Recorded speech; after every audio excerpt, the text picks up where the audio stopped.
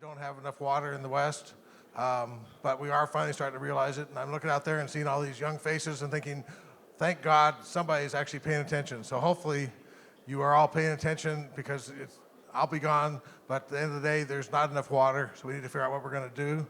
The other thing is I want to thank is John Weisheit, who created this idea. So I can't thank him enough. And then finally, if those of you who thought we were going to announce the winner of the rewilding campaign as far as getting rid of the dam, that's not going to happen tonight. It's going to happen next month, so stay tuned. We have everybody's emails. We'll reach out to you, but we have some great proposals. Hopefully we'll have a big presentation. But at the end of the day, part of the solution is going to be getting rid of Glen Canyon Dam, either physically or just mentally. But we can't have two large dams on this small river. And so the process has started. So tonight we're going to talk about how we're going to get out of this box. We've been kind of shuffling the chairs on the deck of the Titanic, but I think we just need to give up on the Titanic and just say, let's get out of this compact and figure out where we're going to go in the future. So thank you all the panelists for being here. Thank you for moderating, and thank you all for coming.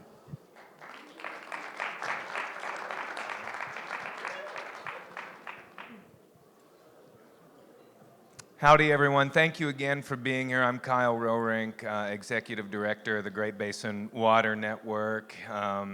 And just wanted to say a few words before we have this distinguished panel. Want to thank John Weisheit again, and he will be up here to also say a few words. But you know, I think there's a lot of talk about collaboration and history at CRUA. And I just can't help but think what was happening 15 years ago at CRUA when the ink was drying on the record of decision of the 2007 interim guidelines. A lot of conversation about a sweeping deal, groundbreaking deal, so on and so forth. But you know, that turned out to be a lot of rhetoric because here we are 15 years later. In the situation that we're in, and you know, from my perspective, when I think about that deal, I think about language that would have allowed for imported groundwater to help prop up Lake Mead, and our organization, you know, we spent years litigating that effort and finally did stop it. But I think it's easy to be a critic. It's easy to talk smack per se, but a lot harder to do the work. And I think we have some wonderful minds up here who are ready to talk about real solutions moving forward. And in a way, I think I've been asking myself two questions. You know, what is justice on the river? What does that look like for indigenous communities, for farmers, for cities, for everyone involved? And how do we prevent the mistakes of the past from repeating themselves? Heuristics, I guess you could say. And so I don't really have you know, all the answers right in front of me, but these folks up here who are much smarter than I am, I think they will help us get to the answers of some of those questions. So that's what we're in for tonight. But before we kick it off, just a word from my guru on the Colorado River, Mr. John Weisheit. Thank you so much. Thank you, Kyle. My name is John Weisheit. I live in Moab, Utah. I live on the Colorado River. I've been a river guide for 42 years. There are a lot of river people here today. Thank you very much for being here. We're a minority group that doesn't get much attention on the Colorado River. Tick has been a river guide since 1963. Kyle and I are just now starting our river running career together for the first time. The organization I belong to is called Living Rivers. We were founded in the year 2000. In 2002, I became a member of the Waterkeeper Alliance and serve by contract as the Colorado River Keeper. So thank you very much. Tick and I and Kyle are the activist community. I wasn't born to be an activist. I became an activist because I am a river guide. I've been seeing changes that disturb me, and I wanted to do something about it. And I wanted to, one of my mentors is here, it's Doug Kenny, and I'd like to explain why, is because I was complaining to him about how I didn't think he was doing things right. And he looked at me and he said, John, it doesn't matter what I do, what matters is what you do. And now I decided I needed to be active. And so as you can see, that's why we're all here together tonight. And this is only the beginning. It is not the end. So thank you so much for being here. Oh, you do need this. Yeah, thank you. All right. Many thanks to Tick, Kyle, and John for kicking things off. Want to say thanks as well to my panelists. I'll offer formal introductions in a moment, but Daniel Cordalis, Kathy Jacobs, and Eric Kuhn making time for this amongst other things within the social science experiment that is CRUA. I prepared some remarks. I promise not to read them kind of verbatim, but I want to put it out there. I collected my thoughts pretty intently, and yeah, I want to share some of that stuff. So one thing I'd be remiss not to do, I haven't seen this done elsewhere in CRUA, maybe that's me just missing things, but I want to offer an acknowledgement that we're in Caesars, you know, but we're on the ancestral lands of the Las Vegas Band of Paiute, and as well as ancestral homelands of other Paiute and Shoshone bands. Some of the Western Shoshone ended up in my home state of Wyoming on the Wind River Reservation, and so I feel like I have a special connection to those particular Native peoples, but I want to acknowledge that at the outset. Okay, so as far as the compact goes, I suppose that all of us as CRUA attendees this year would have to have our heads in the sand, like in the cartoons, right? The Looney Tunes or something back in the day, not recognizing how special this year is in light of the Colorado River Compact's centennial. One of the best metaphors that I've heard for the compact over the years, and other folks have written about it, so I'm not going to claim originality, but I'm going to steal it, right, is the idea that the Colorado River Compact is like a constitution, right? The U.S. Constitution. It really is, as though the compact is a constitution, kind of a cornerstone for the law of the river, the massive body of laws and policies that controls water allocation and management in this basin. Focusing on the Colorado River Compact's drafting in 1922 alone, when it came into existence, I guess similar to the U.S. Constitution, it was a monumental feat. And I have to acknowledge that, own that, give credit where credit was due.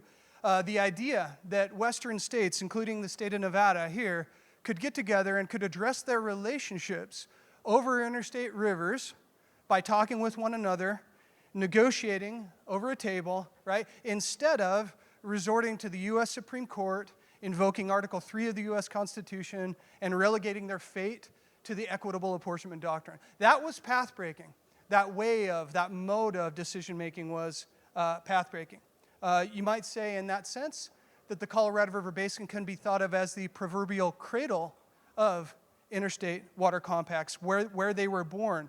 Instruments rooted, I might add, in the U.S. Constitution, and as far as the Colorado River Compact goes, the first one drafted in the history of our nation state back in 1922. Apropos for that status, that is the compact as a path-breaking document, it was far from perfect, right? Which first tries ever are, as it were. In both process and substance, there were and are flaws, especially when considered from the vantage point of 2022. As will be discussed over the coming hour or so, important human beings within the basin, sovereigns to be clear, were not included when the law of the river's cornerstone was laid. And in a similarly exclusionary and expeditious manner, inconvenient science on the river system's flows was marginalized. Nonetheless, we are where we're at. Warts and all, the compact has indeed become, over the past century, the law of the river's cornerstone, the proverbial constitution. In one unmistakable way, though, This analogy that I'm fronting, right? The compact as Constitution does not hold water. What's happened to the U.S. Constitution since 1787, right? Classic law professor question to throw out at a dinner party or at a reception. Little socially awkward. Yeah, that's my jam. The document, the very foundation of our nation state, has been amended no fewer than 27 times since 1787. The Bill of Rights, the first 10 amendments, y'all familiar with those? Those came about in 1791. Civil War amendments, some folks, particularly folks with a legal background, you might be aware of those from the 1860s. 3 of them dealing with equal protection, due process, real important in anti-discrimination efforts. Yeah, we know about these amendments. So all told, our identity, our evolving national identity in the United States can be perceived over the past 235 years in unmistakable terms within our constitutional amendments. There's no parallel for the Colorado River Compact. Granted, the document came into being 100 years ago, not 235 years ago. But still, the U.S. Supreme Court has never interpreted the text of the Colorado River Compact, despite requests to do so in the epic, ongoing, everlasting litigation between Arizona and California in the U.S. Supreme Court mid-20th century. Never happened. Further, the compact's text has never been amended. It's never been touched in over a century. That is remarkable, and it seems to place an exclamation point on one of those famous Western adages, I guess. A deal's a deal. Yeah, a deal's a deal, exclamation point.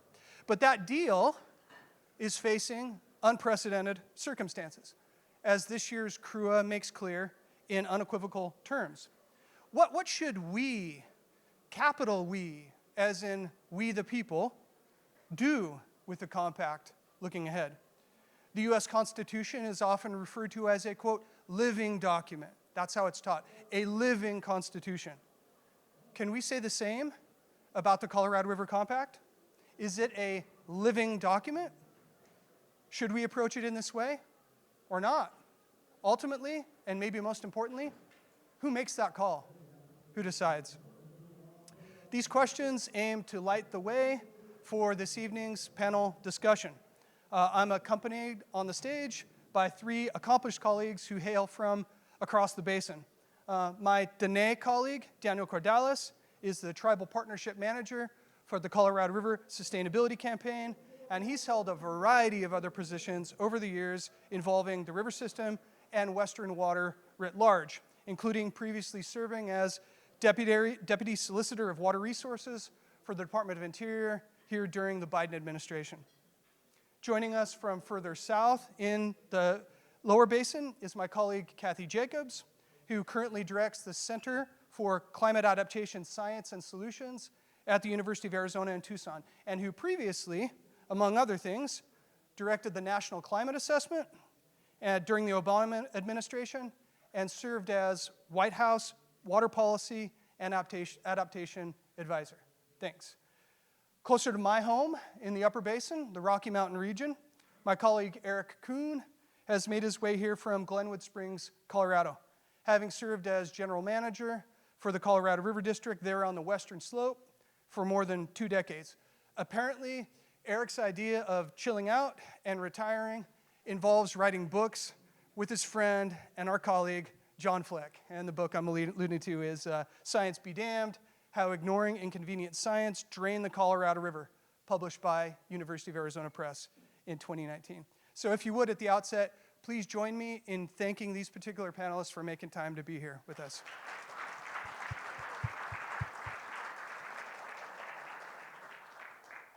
Okay, fitting hopefully for the occasion, we've written up about 45 minutes of kind of questions to go back and forth about. Every one of the questions we prepared ahead of time to make them kind of hard-hitting, hopefully provocative. So we're going to scroll through the questions, and then after that, it's free reign. After that, it'll be open Q&A, so journalists or anyone in the audience who wants to ask any question. The only dumb question is the one that goes unasked, right? That's what we'll transition to. But for the next 40 or 45 minutes, we're going to start with the facilitated dialogue through that trio of prepared questions. And the first space we're going to go involves Eric Kuhn. So here it is, my attempt at a punchy apportionment-related question. How should the Colorado River Compact's apportionment be adapted to our era of climate change? Well, thank you, Jason. This crowd reminds me of a situation. My daughter lives near Pasadena, and we occasionally go to the Rose Bowl parade. And it seems like the Rose Bowl parade is next door, but the day before, the night before, a bunch of informal people get together and have their own parade. I forget what the name of it is, something like the Doodah Parade or something like that. But it was this is the equivalent of that. But I'm glad to see you all. This is great. My message and the message that my co-writer John Fleck and my co-writer in the Cornerstone book, Kathy Jacobs, next to me, is that science and math actually matter. They may not matter in budget, federal budgeting when you can go into trillions of dollars in debt, but when you're allocating water, math matters. And the bottom line is we cannot allocate more water than what nature provides. And what we've done is we've seen a situation where the reservoirs are essentially full 23 years ago. We've drained them. That's great in terms of that's what they were designed to do. But what's not good about that is because of climate change, it's unlikely that they're going to fill. Now, I always qualify things by saying climate change brings great surprises. And one of those surprises might be some very big flows, like I would call it a Lake Oroville event from 2017. So just because climate change, the last 23 years are dry, I expect that average conditions are going to continue to be dry and get drier. As the temperature goes up, it doesn't mean we're in for some very big flows in the future.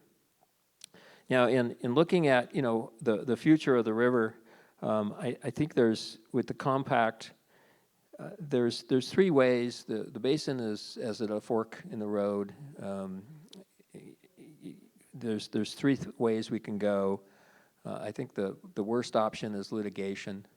That's a lose for all those, for the tribes, for the upper basin, for the lower basin, for the environment. Then there's a continuation of what we've seen very successfully, I think, in the last 20 years, which is the ad hoc incremental approach. And the ad hoc incremental approach worked because there was 50 million acre-feet of water in storage 23 years ago. And because demand was, quite frankly, very soft. As demand hardens and as there's very little storage in the system, our ability to make math work goes away. And we're at that point. That's why we're seeing secretaries say you need to cut back 2 to 4 million acre-feet to reach sustainability. It's because the math matters. Now, the third approach is what kind of reforms can we have? What kind of amendments can we have? I was asked at a meeting I was recently at, what would the negotiators of the compact suggest right now?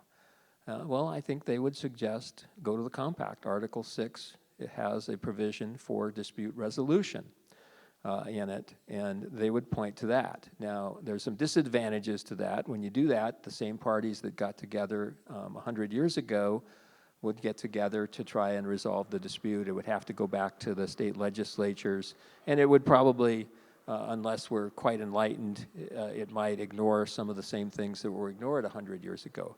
But that remains to be seen. I still think that dispute resolution is much preferable, in my view, to litigation. And ultimately, to resolve a dispute, they're going to have to balance the books. They're going to have to make the math work. So I believe that in the long run, that's where we're going to go. In the book that Kathy, the chapter that Kathy and I authored, we suggest that variable apportionment based on the actual water availability is the only way to go. That's the direction we're headed through these incremental approaches, and that needs to be done. I'll give you an example of kind of where we face in simple math. The Bureau of Reclamation and others have spent hundreds of millions, well, no, tens of millions of dollars perfecting excellent tools for modeling the river. And kind of one of my mentors years ago said, that's all great, but you can do 90% of what CRSS does on the back of your envelope or in one page of a swag book. And, if we have 12 million acre feet at Lee Ferry and the upper basin has to deliver 8.25. There's a dispute over that, and I won't get into those disputes. That leaves 3.25. That leaves 3 3/4, and you're going to have a 500,000 or so acre feet of evaporation. That means that the upper basin can sustainable use right now is about 3.25 million acre feet. That's 1 million less than what they're using. So you see, the math just doesn't work based on what we're doing. And if we were to apportion that based on actual inflow using an index, it would work. We also suggest some other fundamental changes. Rather than looking at Lee Ferry, let's look at the total inflow into Lake Mead. Why? Because the inflow between Glen Canyon and Lake Mead is important. It's an important source of water. It's being impacted by climate change as well. And as the springs in the canyon dry up, as the Virgin River and those others are impacted, we need to know what's going on there. So let's use that metric. And the other thing is, let's develop metrics based on total system storage. The days of Glen Canyon is ours, Lake Mead is yours, or if I'm in the lower basin, Lake Mead is ours and Glen Canyon is yours. Those days are over. We got to look at it as a system. And if we look at it as a system, it's going to open up some good opportunities to do better things than what we're doing right now. So rather than, dominate this, I think that's what my suggestion would be: is use a portion based on actual flow, set some percentages, have some percentages for Mexico, for the tribes, for the upper river states and the lower river states. All that will be painful, but ultimately, if you can think one thing, it's math matters. Thanks so much, Eric. Kathy, Daniel, do you have an interest in chiming in on that question at all? Either Eric's response or just the core question of how should we adapt the apportionment to the reality of climate change? Any follow-up thoughts from Daniel or Kathy? Well, since I was the co-author, I'm not going to disagree with him, so I'll give it to you. I won't disagree either. Yeah. Nice try. If not, we'll keep rolling. We'll stay with Daniel for the next question. It has to do with certainly environmental justice issues, issues dealing with colonialism, settler colonialism, and justice and equity in modern times. Question is this: what should be done in the future about the Colorado River Compact's approach to the basin's 30 tribal sovereigns and their water rights? So, Daniel, thank you. Thanks, Jason. First, they're having zero fun next door. Don't even worry about that. I've been to that party, and you have too. So yeah, don't even worry about that.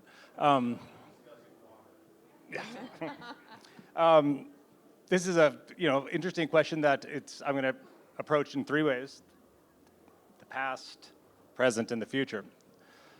The past being 1922 at the time of the compact signing and the negotiation, right? It was negotiated all in 1 year. And as I think we all know, that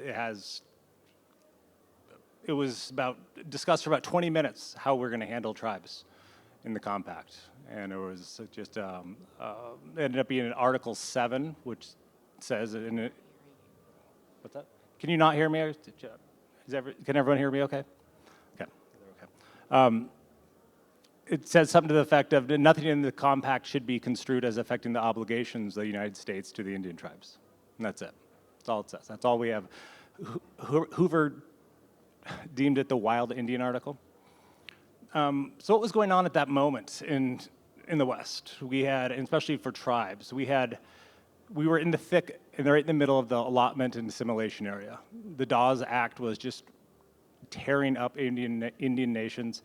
Of the 138 million acres that tribes controlled, after the Dawes Act was passed in 1887 and up to 1934, tribes lost 90 million of those acres. In the Allotment Act, the Dawes Act, the whole point was to take the communal nature of a group of people, a tribe, and break that up in favor of giving individuals land ownership, fee title. So you're taking from the communal and going to the individual through that act. In 1922, oil was found on my reservation, the Navajo Reservation, northwest New Mexico. But because the way that the oil companies had to work with the tribe was unclear, the Department of Interior set up a Navajo council to interface with the oil company, a council that the Interior Department could basically make all decisions for.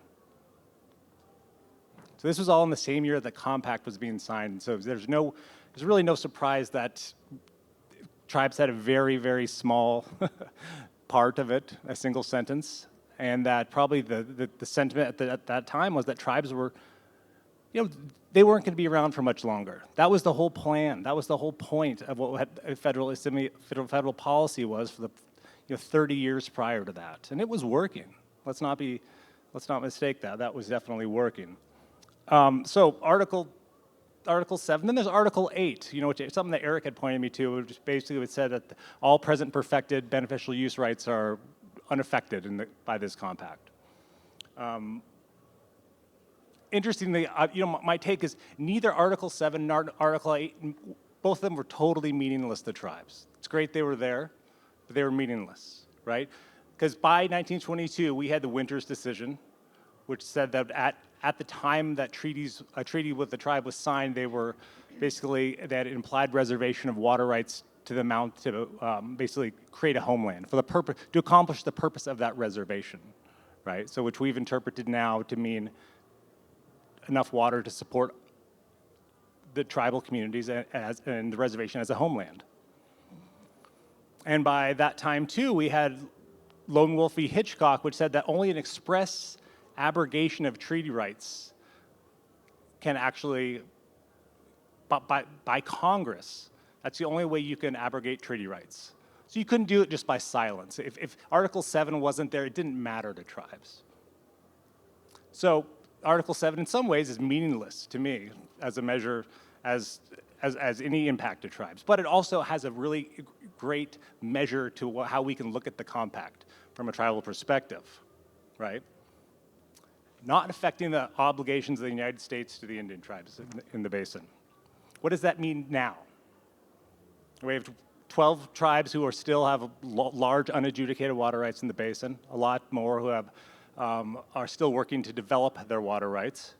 And our Navajo Nation v. United States case, which the Supreme Court took and it was fast-tracking for review this spring, is basically going to test what an obligation the United States is.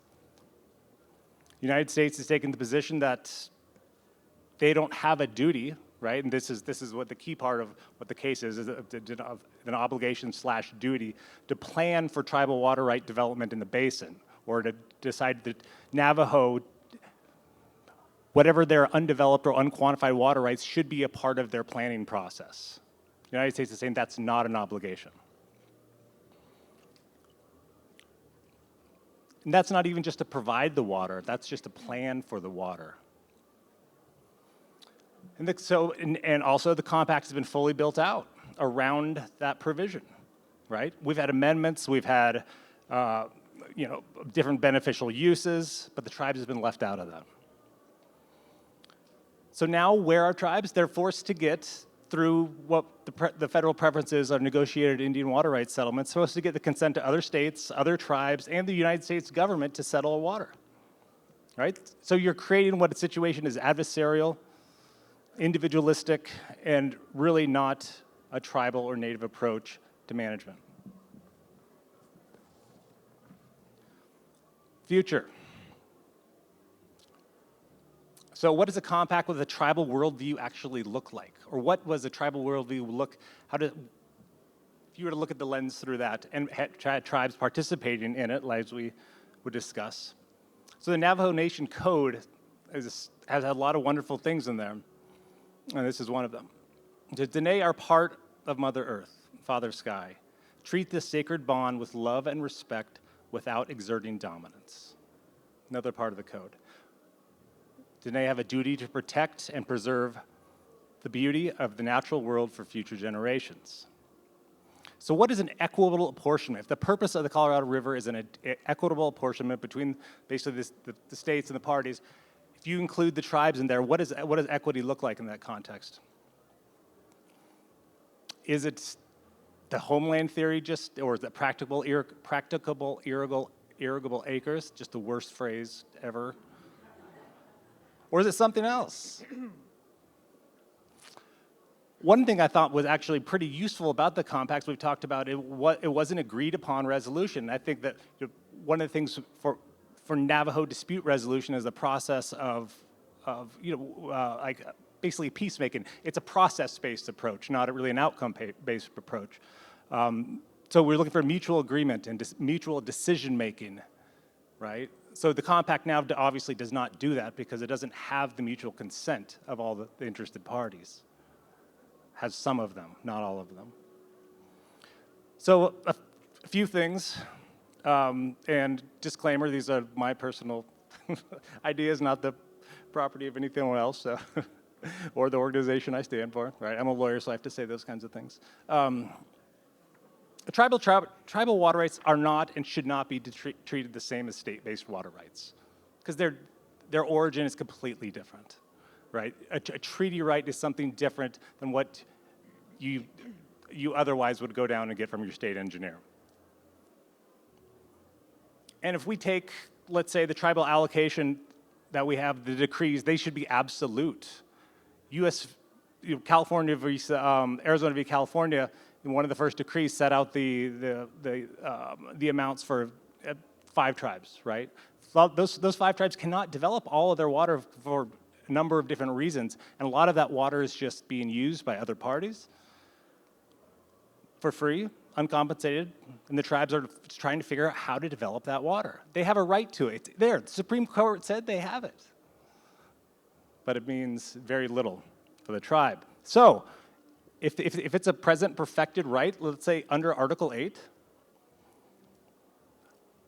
and let's pick up this Constitution theory of Jason's, Fifth Amendment says if you take other people's property, you have to pay them just compensation. So our tribes maybe do some just compensation for this? So just kind of summarize, the process, anything looking forward is a compact that is defined by equity and what beneficial uses are. Another goal and the purpose of the compact was to support basically a hierarchy of beneficial uses. What are beneficial uses now? What are they not? What have they not been? So human health and the ability to live in our homelands is a principle every community in the basin should be able to get behind and be able to support in the future, and that has to include tribal communities. Wow, powerful.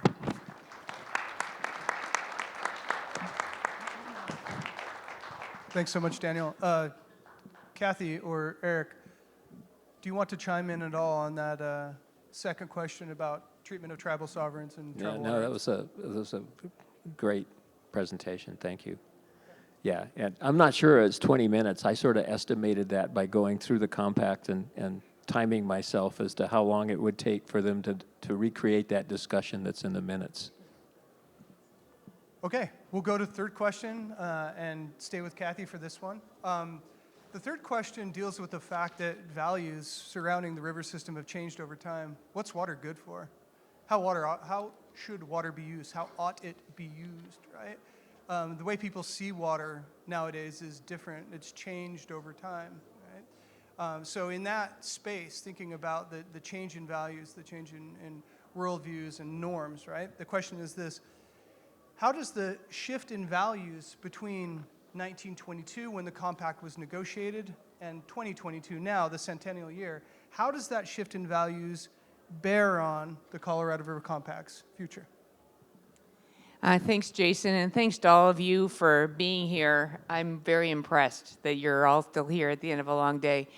And I don't always do what I'm told, which is well known by people who know me. So I'm going to start by, first of all, thanking Jason for his foresight. I mean, the fact that he thought years ago about the need for this book and this conversation obviously just shows that he's a genius, or he sort of knew a good thing when he saw it. Anyway, thank you, Jason, for thinking about all of this well in advance of when it needed to be thought about. I'm also going to start in a slightly different place than the question that you asked. So I just think it's important for you to know that I'm coming from the perspective of a water manager. I worked for 23 years for the Arizona Department of Water Resources. I have continued to work on water management issues for a very long time. I have total sympathy for the people who feel like this system needs to be protected because the absence of it means chaos. And I also have sympathy for everyone who has investments in the current system. There's a reason why people are fighting so hard to protect this compact, and that is there are huge amounts of investments, whether it's financial or emotional or whatever, in the existing system. And that's where the values come in. I mean, people are currently acting in their own self-interest without understanding that they're actually hurting their own self-interest by their failure to understand what the future is likely to look like. So they don't have the vision to see what this all may mean. Now, coming back to the actual question I was asked, which has to do with the change in values, I mean, obviously, they were focused at that time on domestic use, on agriculture, and on electric power generation. And in the time since 1922, this country has changed a lot. And obviously, there's now 40 million people using this water supply, most of whom were not here then. And so we need to think about recreation, and we need to think about the environment, and we need to think about this river as a system. In a conference we had in Tucson just 2 weeks ago, my former student, Mariana Rivera Torres, made the very astute remark that this is a river, not a pie. We're not here to carve up something that was, created for some other purpose. The river itself needs to have rights, and that is part of the value system that has really changed here. It's not all about uses and users. It's about the fact that there is and was a river and probably needs to be in the future. And how are we going to manage this in such a way that that's possible? So I do think any future agreement needs to take into account the fact that we as a people are not the same people that were around in 22, and there are more values and more people and tribes who have to be taken into account. Well, how is that going to do that? How are we going to do that while we are recognizing the legitimate investments that people have in the current situation? And that brings me back to my favorite topic, which is process.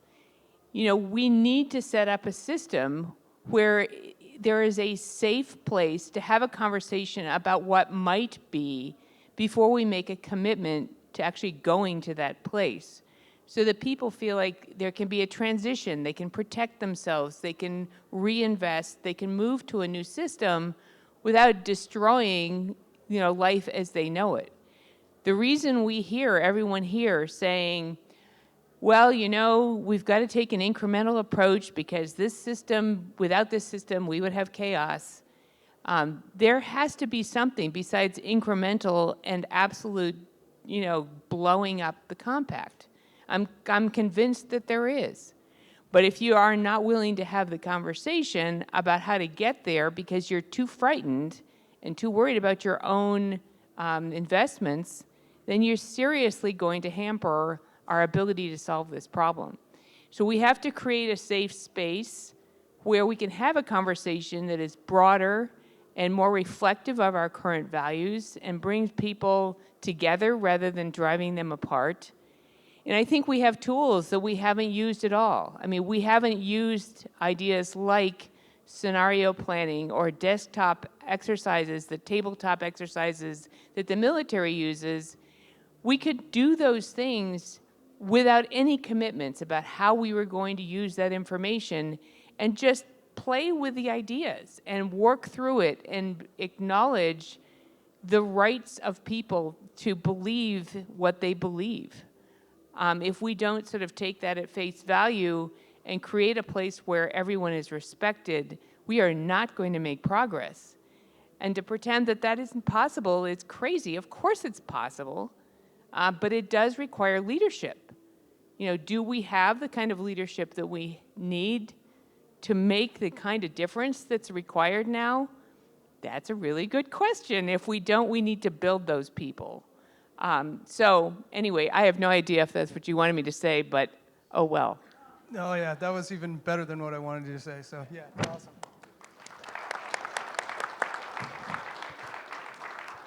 I should leave the floor open. That shift in values question, right, and what it means as far as the compact's future goes. Daniel, Eric, you want to add anything to what Kathy said? There was a couple things that you said, Kathy, that caught my attention, only because I had another experience in the Klamath River Basin, another simple solution that we have going on. We have an extreme problem there that's based on lack of water for irrigation, but also with species. And we have tribal rights there, different than we have them here. The system is important because it's an ecosystem that needs to function, because we have a salmon population there that has to survive, right? It just has to. So you imagine a lot of the threats are similar, but the result has to be different there. So we talk about modeling there, these kinds of things. It's really hard for people just to go along with the flow and say, oh yeah, we're going to take this modeling as just an exercise because we're interested in it. Because it comes out that it's people's rights, right, of their expectations that are kind of, then they feel like they're at play, and it gets really scary that way. But the point is that what you're making is that real leadership sees through that as an opportunity, not as a threat. And we're still at a very adversarial, threat-based approach to everything that's happening on the river. I see that even with the tribes, everything's a threat. Why don't we figure out, tell us, government, what you're going to do? Why don't we tell them what we want and what we're going to do, right? I think that's, it's just a shift. I think it's going to be better for at least us, as tribal nations, but it's leadership that looks different than it has before. Okay, thanks so much, Daniel, for all that. We have tons of time for Q&A. So in the spirit of creating a safe space, I guess, and trying to facilitate leadership or whatever, what questions might you have for the panel? Free reign, open Q&A. Nice. Could I get help passing one of the mics around? May I get help passing one of the mics around? Thanks, John. If you'd identify yourselves, that'd be super helpful. Appreciate it. Hello, everybody. I'm Misty Hajishik. I'm with the Sierra Club, and I have been working with the Nevada Water Group as well, working on a letter to the Bureau of Reclamation today with the Colorado River Task Force team. And I just had a question that came up in our team, and is how do you preserve the tributaries of the Grand Canyon and the endemic species there while balancing it with the needs of people and the needs of industry, the needs of tribes, and everything else that you discussed? Thank you. I'll take a quick swipe at that, but I'm guessing others may have a better answer. So first of all, obviously what's going on in the main stem and what's happening in the tributaries is two very different things.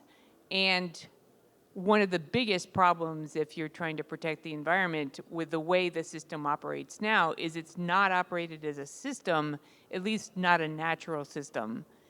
And so our failure to see the river as opposed to a pie or a pipe, really is part of the reason why it's very hard to answer your question. But the fact that the tributaries are upstream from where a lot of the diversions happen helps to a certain degree. But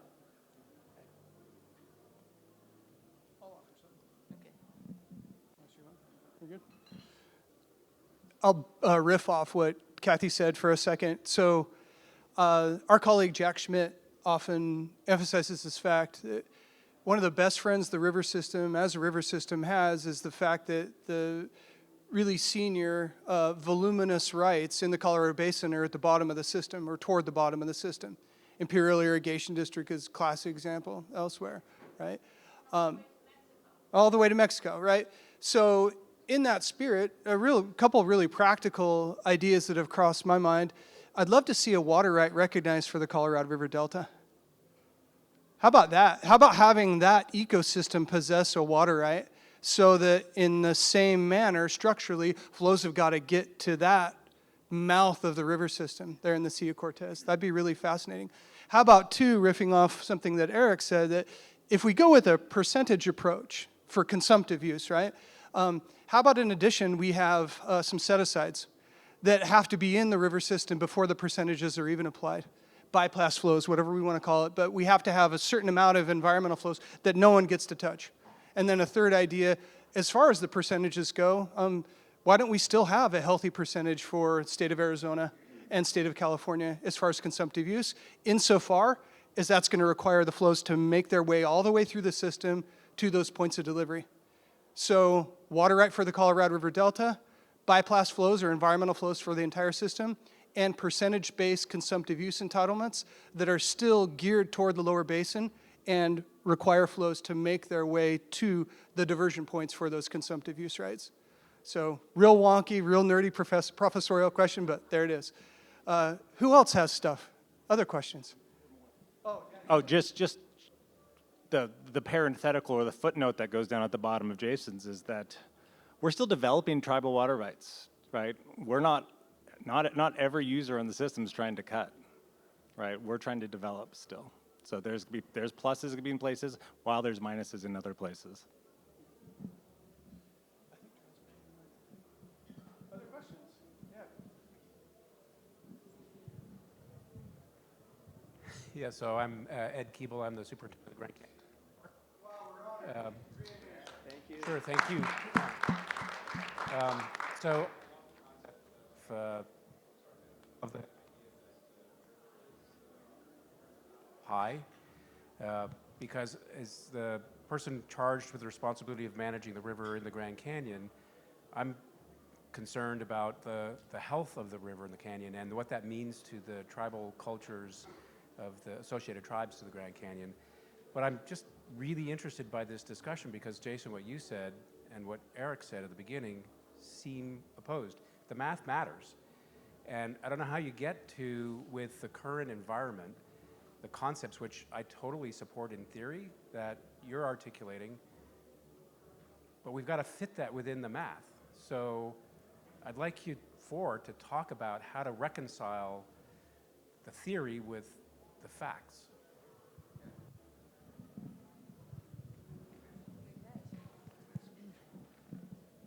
Yeah, I think the question if people heard it is how do we reconcile the theory with the facts that math need to matter, and how do we get a in-stream flow in the delta? How do we, or a water right? I'm from Colorado. We have in-stream flow rights there. We faced that almost 60 years ago, and today they're considered normal. And one thing that I would point out in terms of the Grand Canyon, as my friend Jack Schmidt says, it's now looked at as a pipeline or a ditch between two big dams, Glen Canyon and Lake Mead.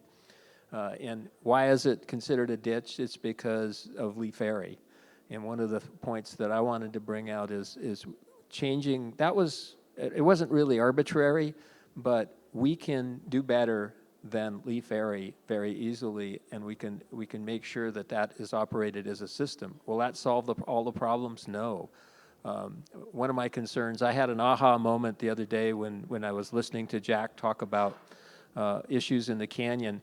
You hear about the sweet spot. Well, Glen Canyon Dam is at the very opposite of the sweet spot. It's at the sourest spot you can get because the reservoir is low enough now that the fish that are at the upper layer are now making their way through into the canyon. And you just cannot survive. You know, the canyon ecosystem is going to change unless we move the water level in Glen Canyon either higher or lower. But it's at the worst spot possible right now. And unfortunately, the math suggests it's going to stay at that spot for a long, long time. You know, so that opens the idea, quite frankly, if we're thinking about it, and I'm retired, so I don't work for anybody, so I can say this, is one of the options, drilling one of the old diversion tunnels that was built to move water around the dam when they built it, and operate Glen Canyon Dam as a flood control dam. Because with the amount of water that's in the system now, Lake Mead's probably big enough to support it in some years. Now, in all years, no. But is that an option? And we need to be thinking about that in the future. Yeah, that is a revolutionary change. I would have never said that if I were employed by a water district, but that's the kind of thing we need to think about. We need to think about those kinds of solutions in the future, because quite frankly, power drove the dam. Well, power is getting nailed at Glen Canyon Dam. It's unlikely to survive based on what we've seen unless the hydrology changes in the system, or unless we send a lot more water from the upper basin down to the lower basin, then power will actually be good there. To answer your question somewhat more directly, I think you've given a good framework, but I think getting to a place where we're actually managing flows to protect fish and so forth is a really different place than just sort of managing it to make sure we're delivering to the people who want to use the water. And I think that it's possible to build a vision of that state that we want our river to be in the future, and it's a flexible state, not a stationary state. And then figure out over a period of years, who needs to be using more and less water over time to protect those values, the values that we hopefully would agree on in the context of the safe place and the very amazing leadership that I described. So, I don't think it's something that can be done in 5 years. I think it's something that needs to be done over a period of years, which might even be decades, so that people understand that they have time to protect their assets and so forth, so long as we don't actually eliminate every species that exists in the meantime. I mean, obviously, we do have to have some bottom lines about what we're willing and not willing to do. I don't know if that helps, but. And let me see, what would I even add to that? I mean, we talked a lot about incremental approaches kind of generally, right? Kind of that. Thinking about it from a tribe or a species perspective, sometimes doesn't work, right? I mean, this is where we are 100 years later on an incremental approach. So that's why we have litigation. There's losers, and it's not awesome, but you get results sometimes, and sometimes it forces the issue, right? And there's certain other In the Klamath, the only reason we've had success, we being the tribes and the species, is because we litigate there. So it is a tool that's strong and it can be useful. It's not going to, nobody wants that to happen, but I mean, what does the, what, looking at the secretarial power, what does Interior have absolute power over, right? What can it do? How can it list, how can it make certain determinations that can force change absent, other parties unwilling to do that? A dystopian response to your question. Over the next 2 or 3 years, we hit Deadpool at Lake Powell, and there's no water flowing through the Grand Canyon except what comes in through the tributaries. Imagine that. Imagine the one great sight that every American should see without the Colorado River being but a trickle of what it is. If that's not a wake-up call, I don't know what is. All right? Here's a non-dystopian vision. If we can recognize a water right for the Colorado River Delta, why don't we recognize a water right for the Grand Canyon ecosystem? Why don't we operate Glen Canyon Dam like a flood control structure? Why don't we clean out the sediment behind Lake Powell and designate Glen Canyon National Park? You give the National Park Service jurisdiction over that too. And let the neighboring communities make a ton of money in recreation and tourism revenues, right? Only other thing I'll add, with all these shifts in values, right? There has to be something that causes a spark, like Deadpool and like the Colorado River not flowing through Grand Canyon. That seems to be what our species needs to react. It might be in our biology, right? And when it comes to equity and transitioning in those moments in a way that's fair, as Kathy alluded to, no doubt there's going to have to be conversation, and no doubt there's going to have to be money on the table. Because if you're going to prevent folks from using consumptively Colorado River system water to which they've become accustomed, they need to be treated fairly. Those investments of capital, many forms of capital, need to be treated equitably. But I don't think that reality of the existence of investments and the need for equitable treatment of them should stand in the way of real vision. I have a question to follow up on that.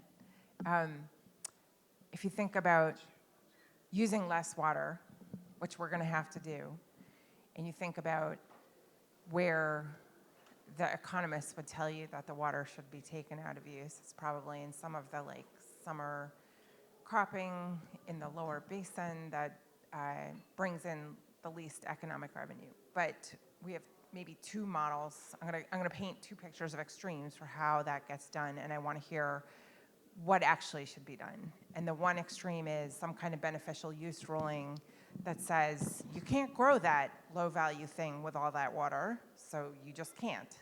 And the other extreme is pay from the federal treasury or from the juniors in those states in perpetuity a huge transfer of wealth to people who came about those rights in ways that we have already said is, problematic. Not those individuals, but the history is problematic. So what do we do about that? So, as usual, whenever there's a black and white question, I come up with gray. So I think it's both. I think you need a regulatory framework that really focuses on equity, and you need a lot of financial incentives. So I don't think you can do it without both, and a huge amount of leadership and a lot of conversations about options and what is the real bottom line for the unnamed sector that we're discussing right now?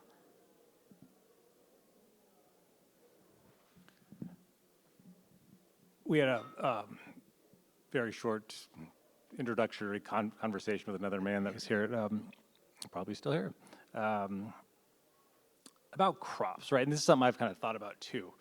I mean, alfalfa has been called out, right? We've always called out alfalfa. What is, and this is something I just don't know the answer to, so it's not even a rhetorical question, but what is the best type of growing patterns to support future land health, right?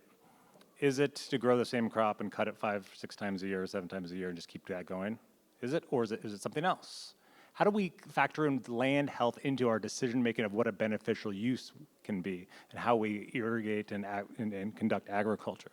And how do we support those transitions to that model, right? Because if long-term land health, ecosystem health is important for us, and we know it is, and the ranchers and the farmers know it is too. That's partially why they're out there, because they want us to do that.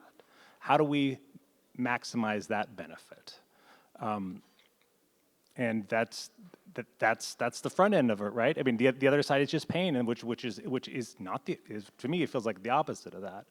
The other thing that the question kind of invites is, what is beneficial use, right? I mean, it's the measure of what a water right is, and it's always. And then what's a water right? It's a right to use, and basically a call to use as much water as you can on a certain specific amount of land, and that's the way it's been since the 1800s, mid 1800s. And so nested in that question is, what the hell's wrong with our water rights law?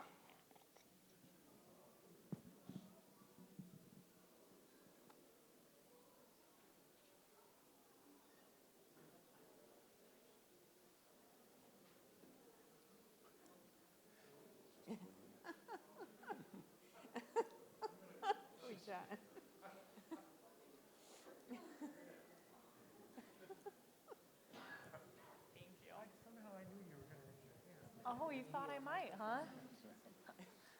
Hi, thank you guys so much for being here. So we talk a lot about water quantity, but there are also concerns about the amount of, well, we talk a lot about water quantity, but there's also concerns about water quality. And as the reservoirs like Powell and Mead drop very low, they warm. And so how far off are we from concerns about the quality of our water and threats that might be encompassed in the warming of the waters that we all rely on, and how can we remedy those concerns in Powell and Mead? Well, the people that follow the water temperature think of the dam, and the warm water is on top. Well, and the water is being taken from the middle of the dam. So as that warm water approaches where the water is being taken out, and that's what's happening Powell today, you get bad things. So that's what I was saying. Glen Canyon Dam right now in Lake Powell is at the sour spot because 10 years ago or 20 years ago, that warm water was there. It was just on top and it wasn't going into the river. So, water quality is an issue. And another thing is I live in Glenwood Springs. It's called Springs for a reason. There are literally hundreds of springs, saline springs, 30 miles up and 50 miles downstream of Glenwood Springs. As the river flows drop, those springs, some of them will drop, but most of them are going to stay the same. So you're going to have a concentration of salts in the system. And that's something that is going to impact agriculture, especially in the lower basin, and is going to impact Mexico as the levels continue. And we're just going to have to address that. I would say it's already happening, would be the answer to your question.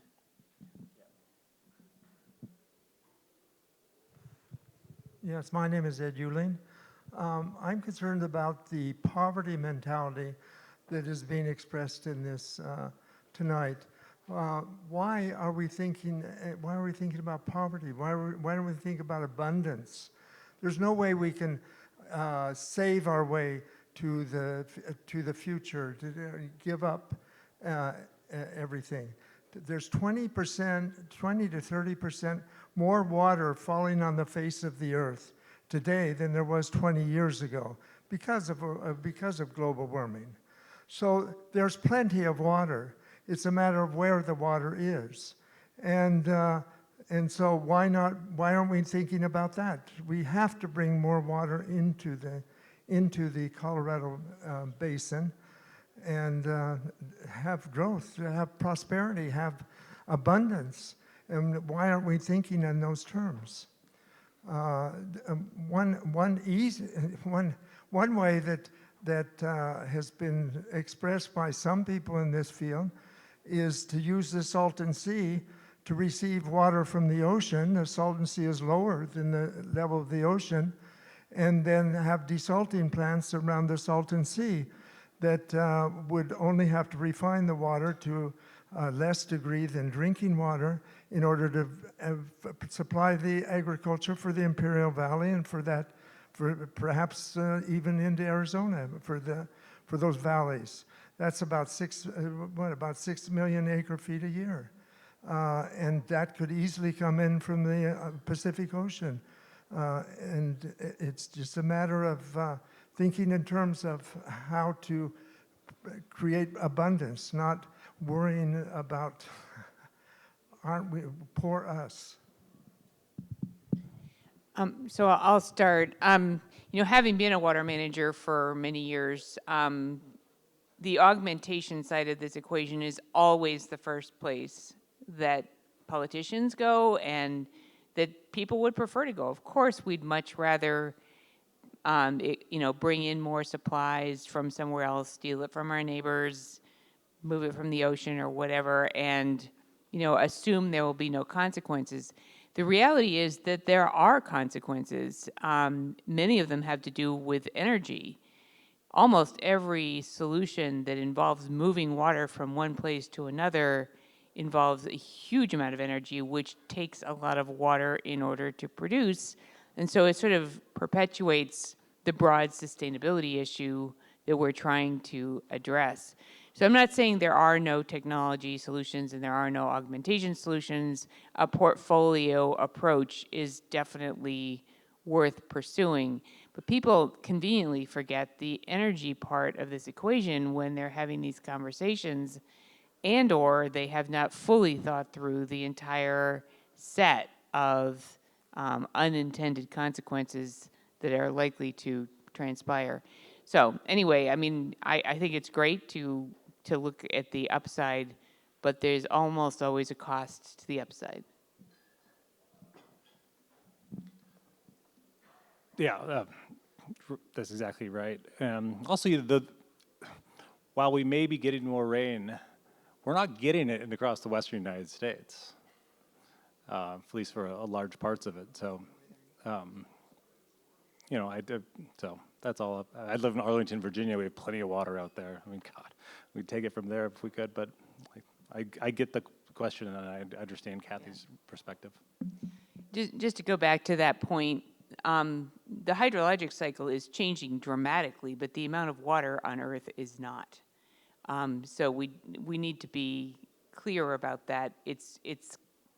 The patterns are changing dramatically. There's a lot more intense precipitation. We have more rainfall happening in the northern part of the hemisphere, closer to the poles. It's getting drier, closer to the equator and in the middle. That is happening, absolutely. That's exactly what was predicted when people were developing the models associated with understanding climate, and we are observing it now. It's been documented in every national climate assessment and in the IPCC. So, I have a policy response and a cultural response. I care about the cultural response more. Policy response.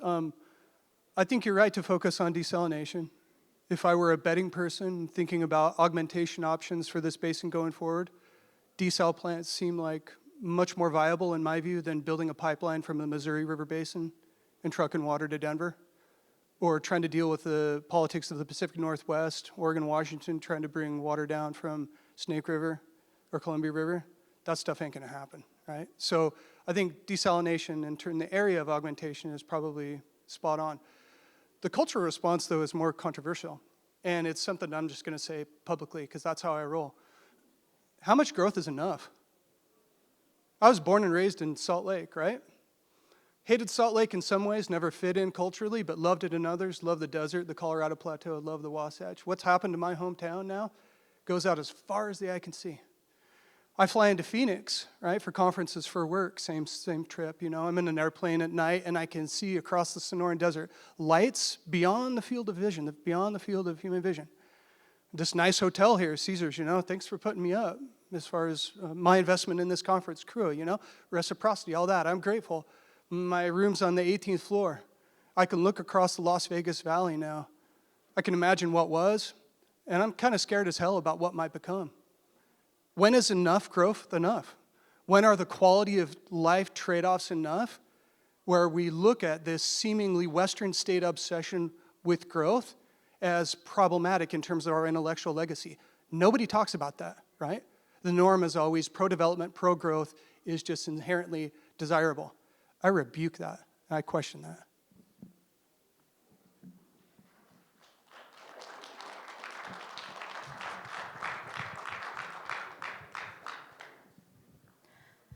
Halito. So Ochifoyat Tammy Tiger. Chat-tasia, Muskogee-sia. Okay. My name's Tammy Tiger. I'm a citizen of Choctaw Nation, and I serve with the Nevada Indian Commission.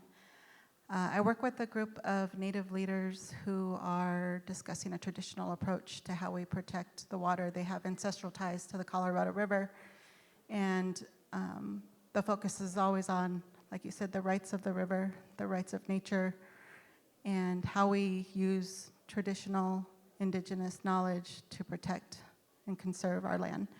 And so I just was wondering, what are the considerations for solutions that involve ITEC or co-management with tribes?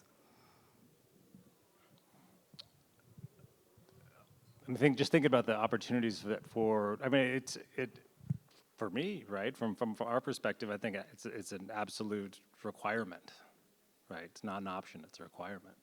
And so I think tribes are trying to figure out, either individually or as a collective, how they can, input and influence kind of the decision process there.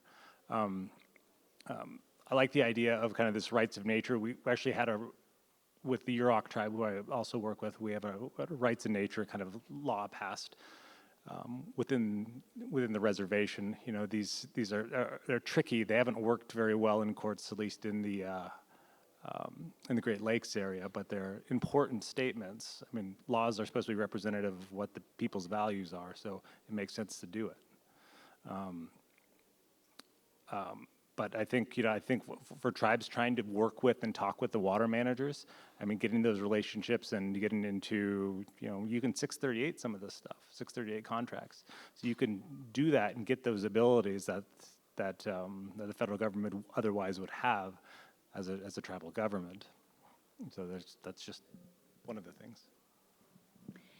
So I think it's a really great question, this issue of co-management and how do we even develop the kind of language that's required to integrate traditional knowledges with Western knowledge in a way that optimizes outcomes that match the values of a very broad group of people who actually all have different values.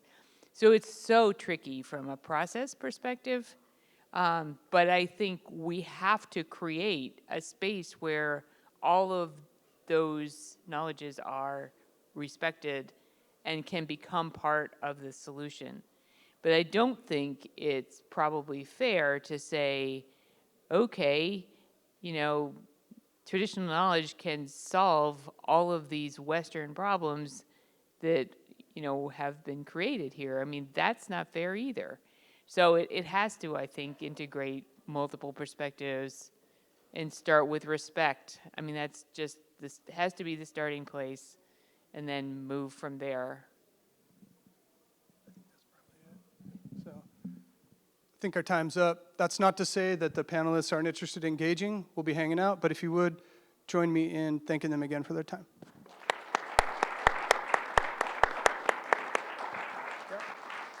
And we'll be around for the duration of the reception, so please hit us up. We'd love to chat. Thanks.